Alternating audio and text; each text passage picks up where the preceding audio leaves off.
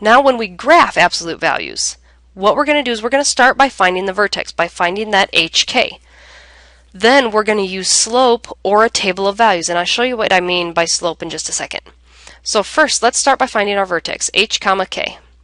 Well, my h is always attached to my x, but remember I have to use the opposite. So h is actually -4, and then my k is the number that's being added or subtracted outside of the absolute value, and I use the same sign, so it's -3. So my vertex is going to be at 4, -3. Now before I draw my graph, I want to have a general idea of what it's going to look like. Well, since it's 0.25, which is really 1/4, I know it's going to be kind of wide, and I know it's going to open up. So since my vertex is going to be at -4, -3, I'm going to draw my axis a little bit farther over here. That way I can get a better view of the that negative portion of my graph instead of putting it right in the center. So I'm going to go ahead and always start by graphing your vertex. That's going to be a critical point to have on your graph. Now I can do a table of values, so I can do an XY chart, and I can pick points on both sides of my vertex. So I could pick points like -6, -5, -3, and -2, and I could find their y values and plot them. Or I can use the slope, and now the slope actually comes from your a. But what you have to have in your head before you use slope is whether you open up or down. That is critical because that'll determine where you go.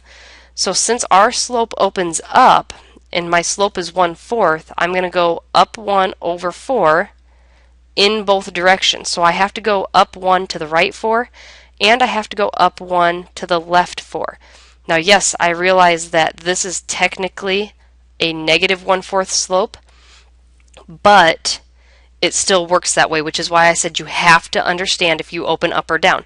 Now if I had opened downward, like if this had been a -1/4, I would still do the same thing, but I would be going down to the right and down to the left.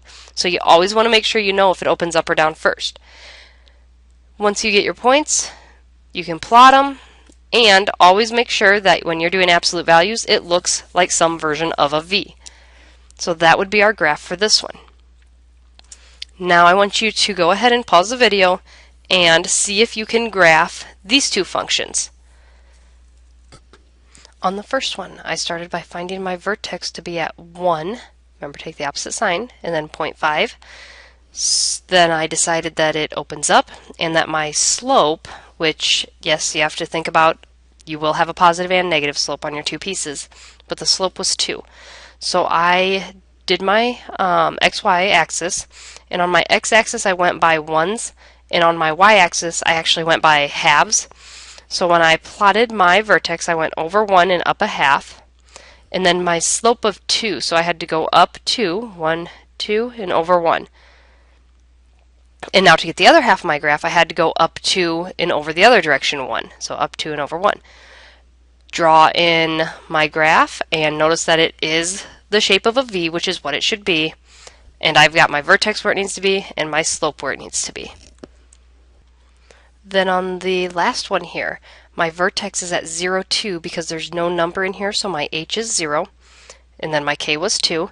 It opens downward because of this negative right here, and then my slope is 1 because this is actually a -1 there. So I plotted my vertex, and then I did my slope of of 1, but I knew it opened down, so I came down and then over to the right and down and over to the left.